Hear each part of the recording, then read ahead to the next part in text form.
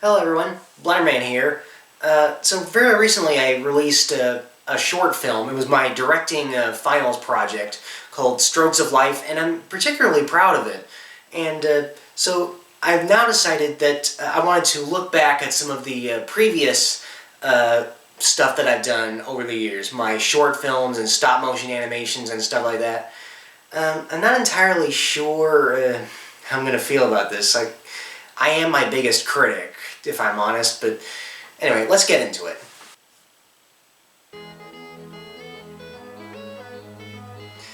Yeah, this is one of my cringiest moves, using meme music for this. Sorry. Yep.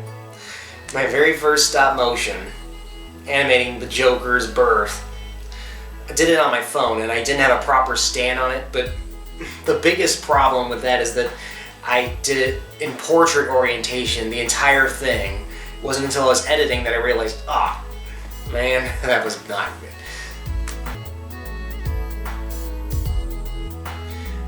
Mad-eye transforming, that's...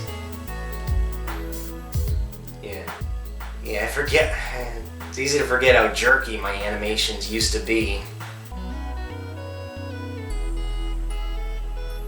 Yeah, these two robots, they were called Matt and Ben, I believe, named after Matt Damon and Ben Affleck. And around this part, this is where, yeah, very bad lighting in this part. Yeah, after this, I did my best to control my lighting on my animations.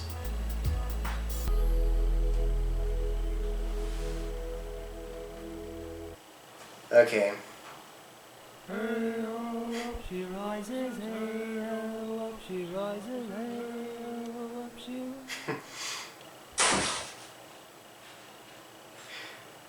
The smoothness.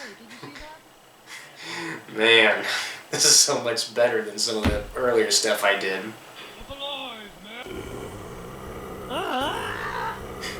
I was very surprised that this actually got as many views as it did, because this is my second video on YouTube, and it wasn't like it was just like a month or so before it got like, what is it?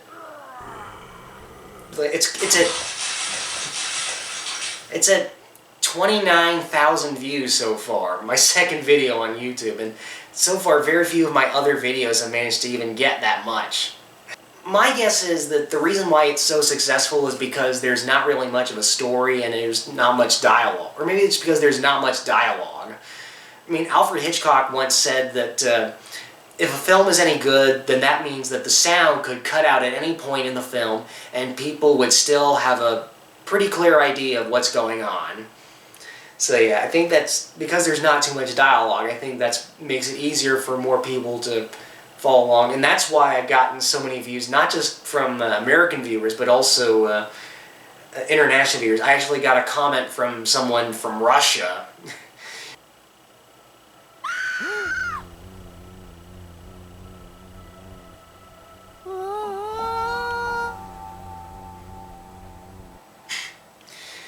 Yeah. I really wish I put a picture there on that newspaper. That's really one thing I regret. That and this music choice. Gentlemen?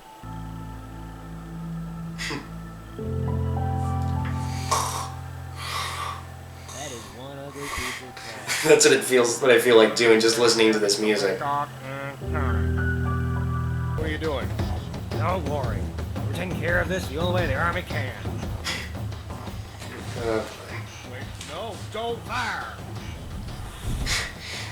The finale could have been done a little better, perhaps. Hold on, guys. Just... I should have edited that a little better, like showing a bit more like the rock, like him heading directly into the rocket's path with the flying saucer behind him, and then like cut to the rocket going towards him, and then back to the cockpit, and then back to the flying saucer behind him, and then at the last moment he veers off in a different direction, and just as the and then the rocket collides with the flying saucer. That could have been done a little better, probably.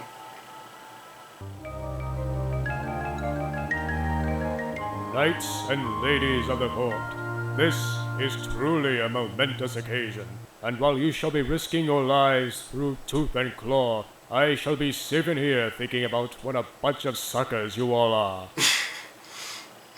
I'm sorry. I say, you, sir, are drunk. I'm drunk. Look at you. How drunk must have you been when you got your hair cut? Sometimes my acting in this is really cringy. Just looking back. That shot was pretty good, I think.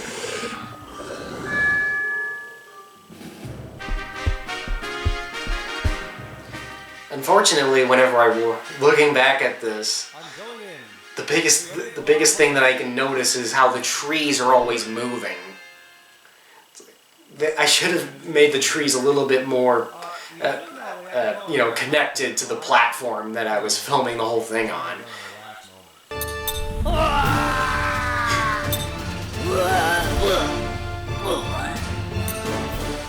I scream a lot.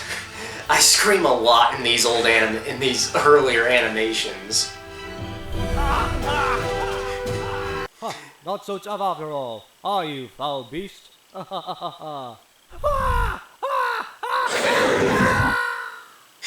That bit was a little funny, I suppose.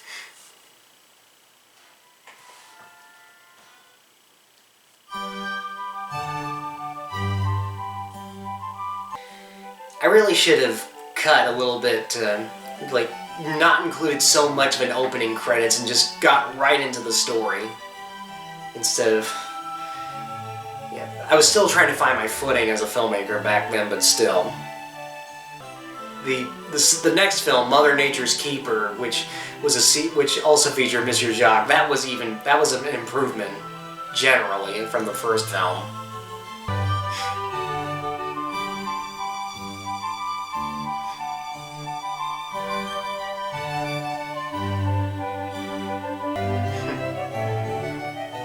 This is okay, I guess.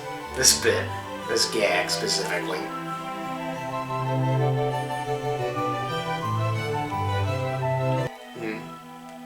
Too zoomed out. I really should have put the camera a little bit closer to me. Or I could have just zoomed in post. Again, I was trying to find my footing as a filmmaker back then. Those awkward cuts to these are all my family members actually, but these awkward cuts just don't work. I should have done a dissolve, dissolve from the first shot of me beginning the hole and then me halfway through the hole and then dissolve to this one. And there's my brother. He's not very good at falling down. He just leaps up.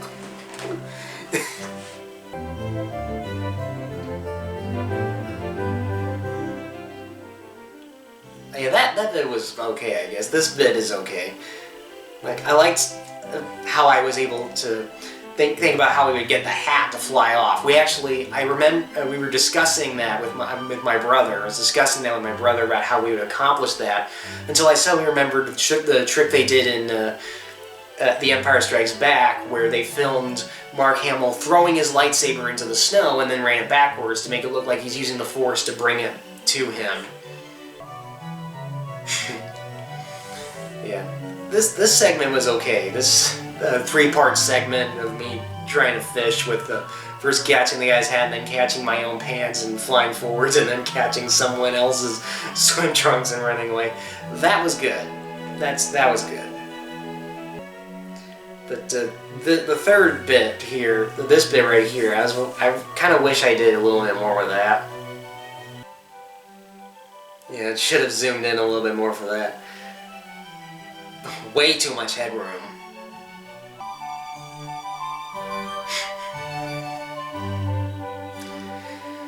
My acting's not generally the best, but when it comes to physical comedy, I'm always up for it.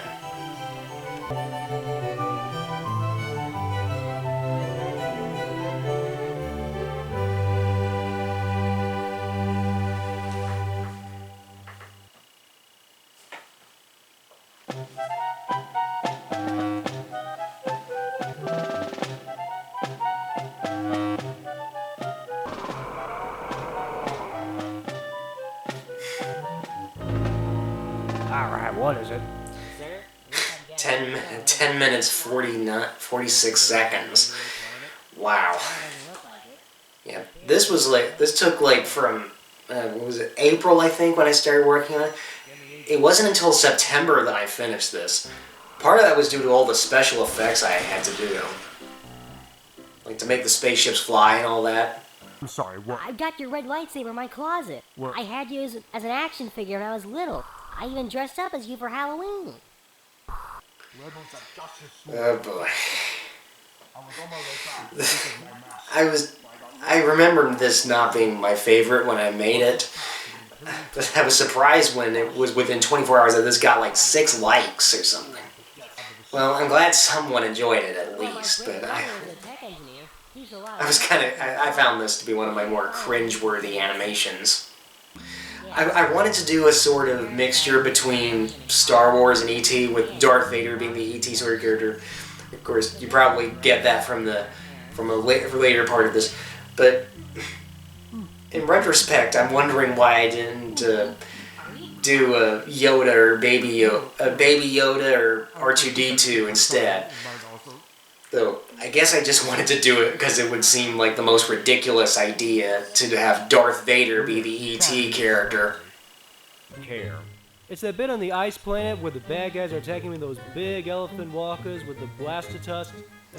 Blaster tusks? I have no idea what I was thinking when I wrote that line in my screenplay. A legitimate Star Wars fan addressing them as blaster tusks. I mean, I would understand someone outside of the franchise who would say that kind of stuff. Like, in the same way that he described it as being a laser sword, a lightsaber is a laser sword. But a guy from the French, an actual fan would have instead referred to the giant walkers as AT-ATs, just because we really are that kind of nerd. I suppose you'd like pizza? Yes, that would be lovely. Timmy, you should... Darth Vader likes pizza, apparently. No, no, don't!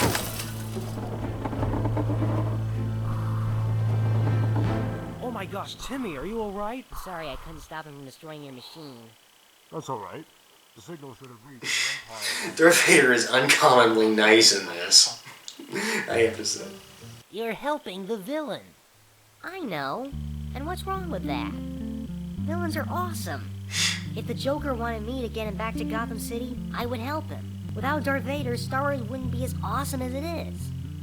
So I'm going to help him get back, so we can carry on the story. Timmy? It is true, I guess, but still, that monologue is a little cringy. Alright, now listen very close. Alright, we know. And sappy with that music. Almost there. Just a few more. Look out! There's the E.T. shot. Of course I had to have an E.T. shot. Aw, that's sweet. Yeah, man. It makes you think he was a real father. Oh yeah, these two, they were originally gonna be a lot, have a bigger part, like it would occasionally cut to them and they'd be having some sort of discussion. But with the film as long as it was, I decided to just cut it out, just because it didn't really add much anyway.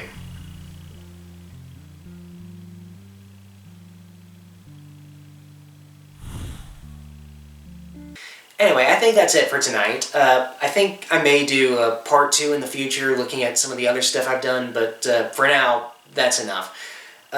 In the description, you'll find a link to some of my all the previous videos that I've shown, and maybe a playlist, so that you can visit to look at all my stuff that I've done. And I'll see you later. Take care.